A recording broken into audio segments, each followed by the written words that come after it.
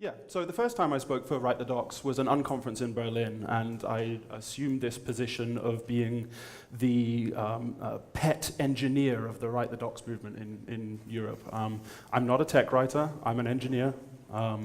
These days, not really like practicing technology anymore. I'm a technical manager, so I'm mostly spending my time telling the engineers what to do rather than actually doing the engineering myself. And come from a free software, or open source if you want, background, and currently working on the Crate database. I'll come to that in a moment. So the first talk I gave, the one I gave in Berlin, was really me reaching out to tech writers and saying, well, you know, in case you're unaware, this is engineering and this is how engineers behave. And last year, I stood here in Prague and I said, okay, what are the areas of similarity? What are the ways in which engineers behave and writers behave, and where's the overlap, and where can we learn a thing or two from each other?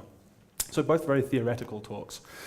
This year's slightly different. So the food for thought I want to give you today is real meat and potatoes work. It's real experience. It's something I have actually done and lived through, and something I have learned from, and hopefully something that you might find entertaining, and something that hopefully during the unconference part of this event you might want to come and talk to me about.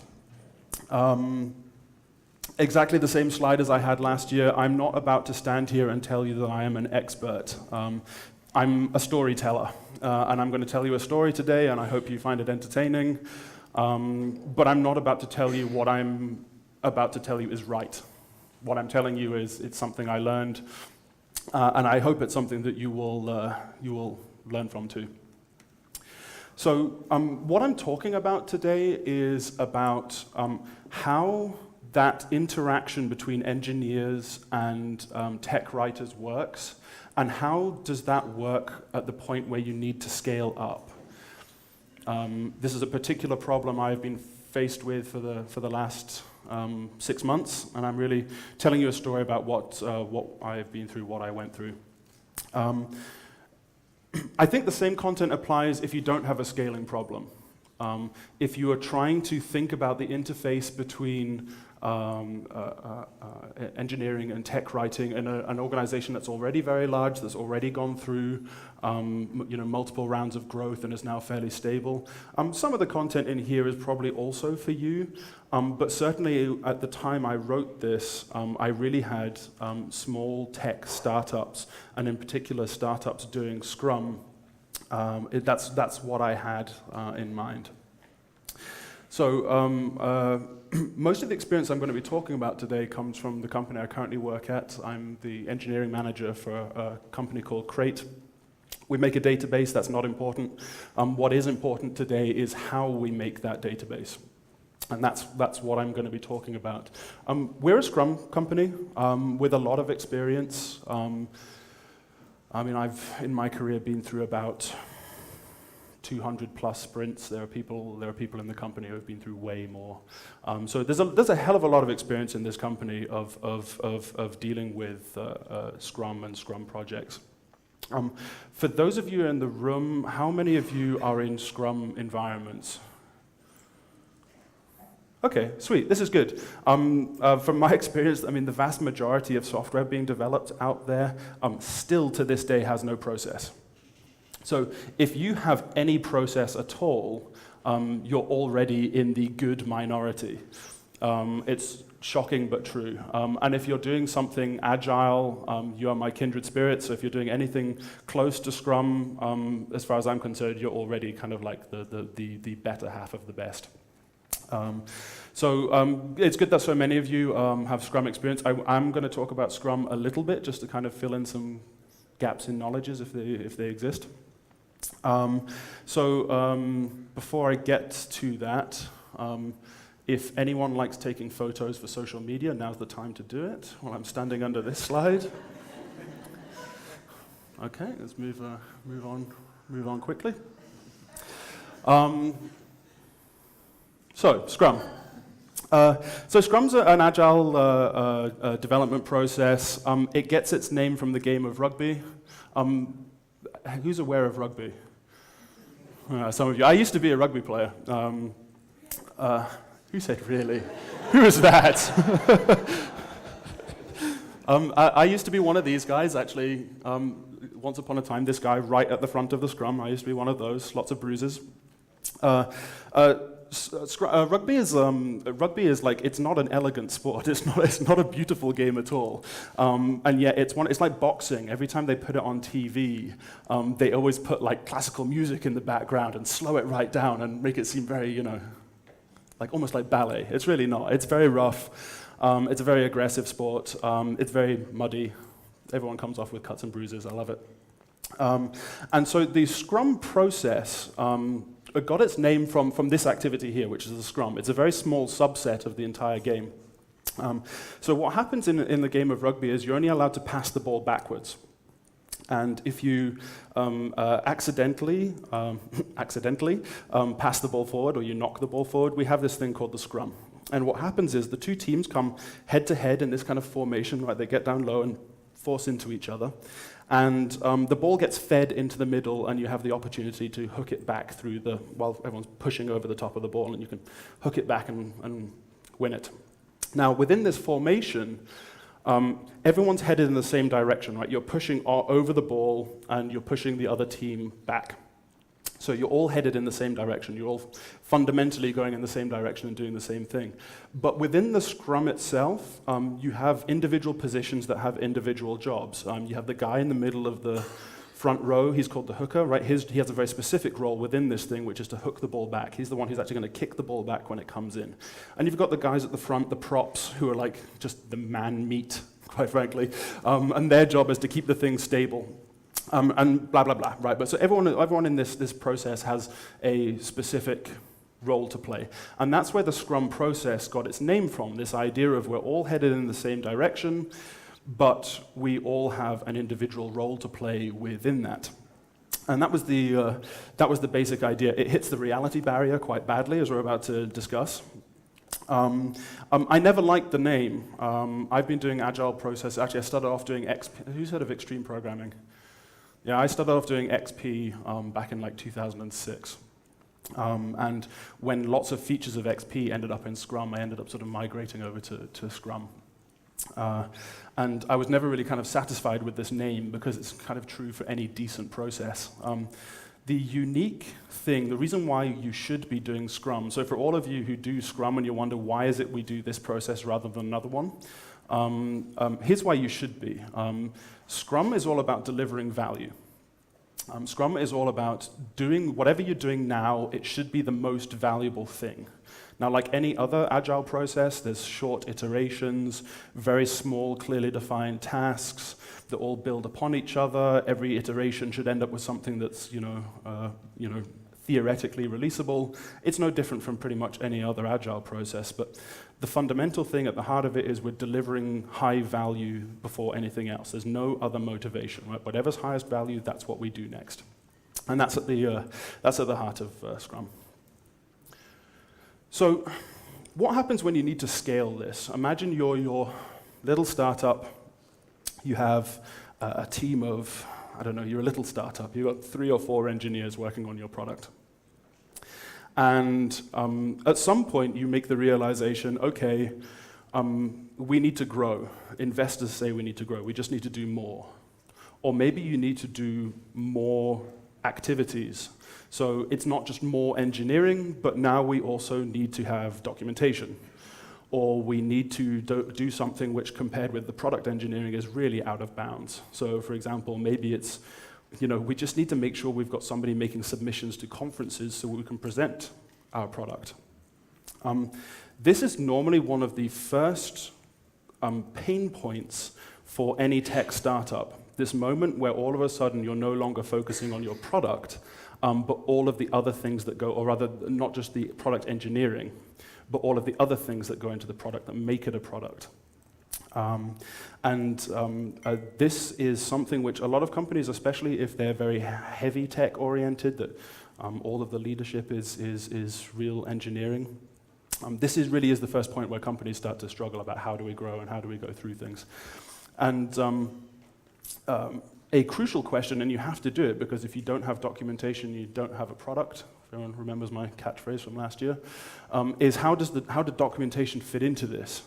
In a world where you have a Scrum team that has, like, say, 3-4 engineers, and now all of a sudden you say, now you must have good quality documentation as well. How do we make that work, and how do we make that scale? And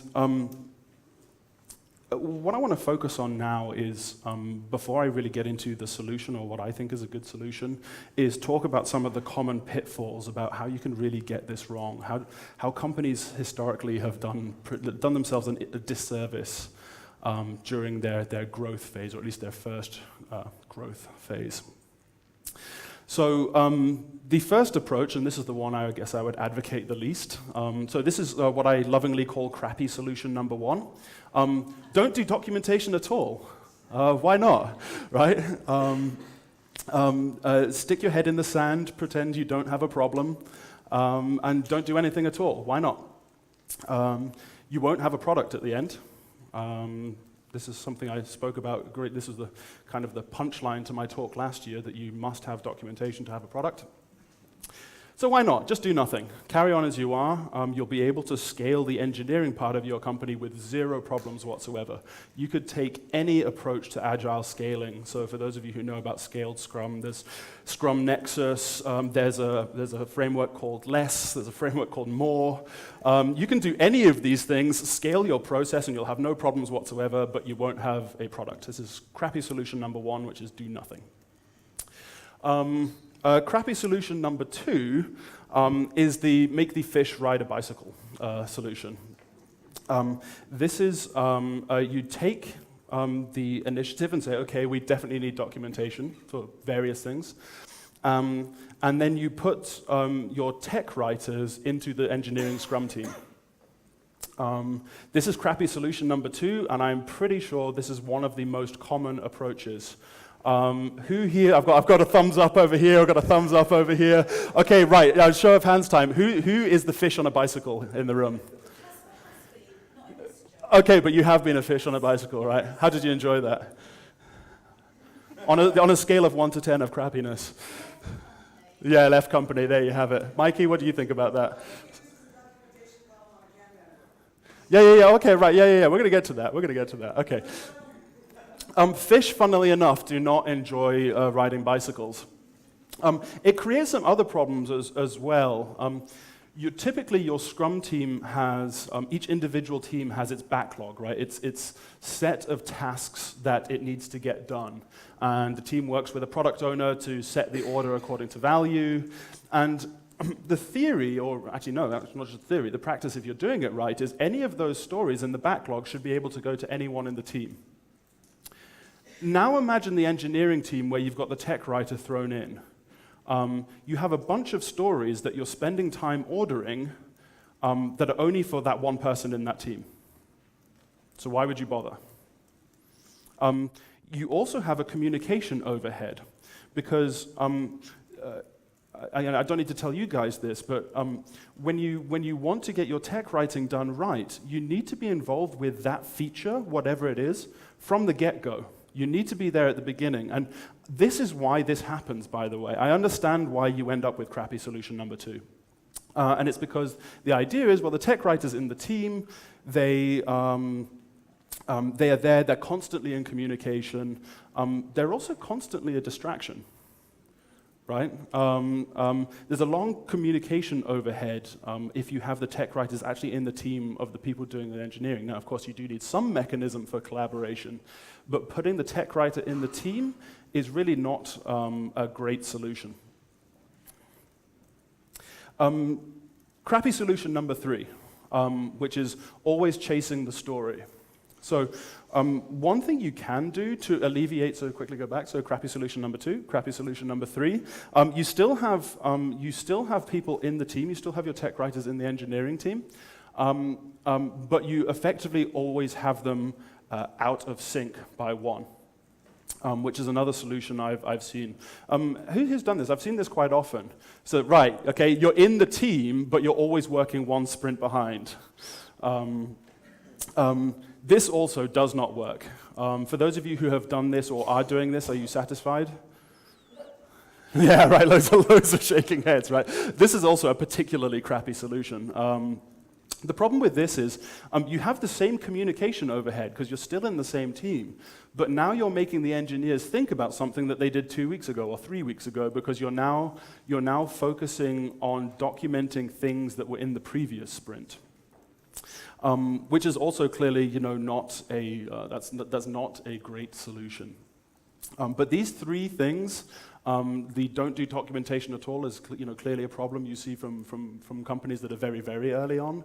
And the crappy solution number 1 and crappy solution number 2 are things you see very often, actually from even pretty mature companies that think the best thing to do is just kind of throw everything into one team and hope that everything turns out for the best.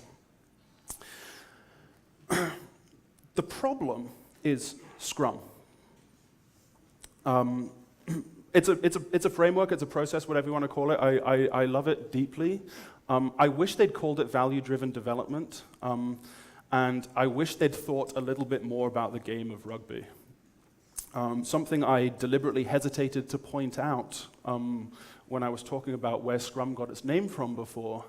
In the game of rugby, when you're doing the Scrum, that's 8 members of the team, or 9, depending on how you count. There's 6 more guys on the field. Who are the rugby fans? Who realize this? Right? It's not the entire team that's involved with the Scrum. The game of rugby is you have one team. They're all heading for one goal. They're all headed in the same direction. Sorry. But the team is subdivided. You have a group of people called the forwards, and those are the guys I showed you before in the Scrum. And their job is to take the ball into contact with the other team and basically sap their energy, draw their team towards the ball and get their energy reduced, get them over here.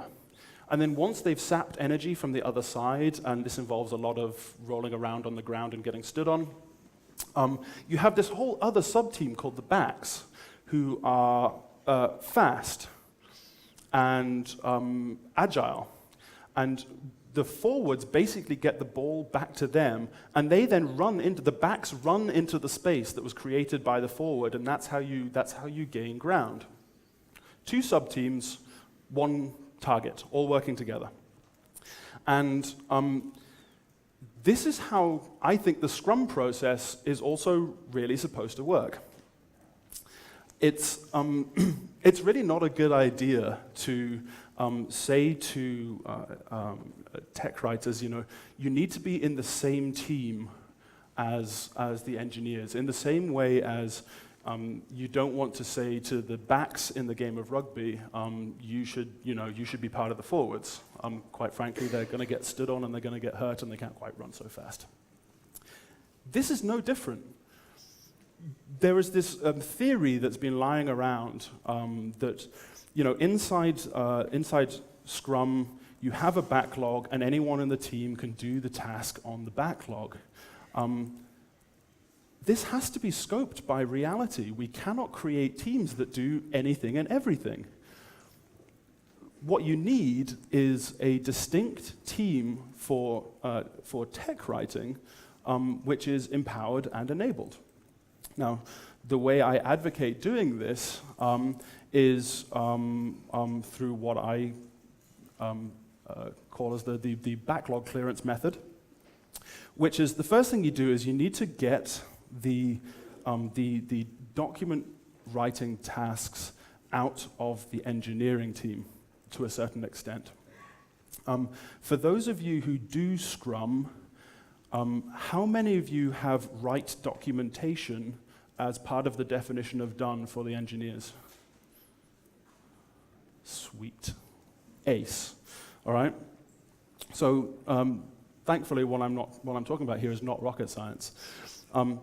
If you tell the engineers that they have to do the first draft of the documentation, then the tech writing team can provide support and expertise, but they don't need to be part of the actual engineering team anymore. As part of the definition of done, the engineering team during their sprint are going to write the initial draft of the documentation, and then that's going to be handed over. To the tech writing team, who can then finesse. Maybe they even need to completely rewrite it. Maybe they need to spend some time with the engineer to find out what happened here. But I'm pretty sure 50, 60% of the groundwork could be done by the engineers themselves, if not more. And this is crucial to getting through these stories and getting through these writing tasks. So I think my ultimate point is this. Scrum is really not important. Being agile is. I'm not gonna spoon feed you a definition of agility, but I mean, for me, it basically boils down to, have you enabled your teams to get their work done in the most efficient manner? Have you enabled them to work on small, focused parts of the product at one time? Is anyone else here from Scotland? Am I the only one from Scotland? There's one. You recognize? Do you recognize Supergran? When I was growing up in Scotland in the 80s, the US gave the world She-Ra and Chitara. Our feminist icon in Scotland was Supergran, and Supergran was this symbol of empowerment, mostly for geriatrics. And the trick with any agile process, with any agile team, whether you're doing Scrum or not, is to make sure that that team has a well-defined scope and that they have power to work within that scope, which is why people make a crappy mistake one. Right? You start putting people who don't really belong in a team and hope that everything's going to be okay. The first thing is you then have to let them get that work done in parallel in the way that makes sense for them.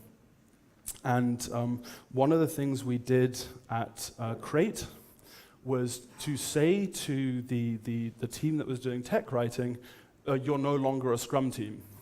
You are whatever you want to be as long as you have a clean interface with engineering. Which meant turning a Scrum team into a lean team that was basically doing Kanban, and that freed them up not only to work at a pace that made sense for them in coordination with the engineers, but to do all of these other things as well. I mentioned at the beginning, quite often you end up getting your because you need writing skills to make submissions to conferences, that goes to the tech writing team. You need marketing materials, it goes to the tech writing team, right? You need a blog, right? It goes to the tech writing team. Somehow, there is this phase in your growth where the people who do writing do all writing, and you need a mechanism to allow that team to do all the different types of writing. So don't make them do Scrum, make them do what makes sense. So for those of you who are in a Scrum environment, who of you are tech writers who are still in Scrum teams? Do you find it painful? Would you rather do things slightly differently?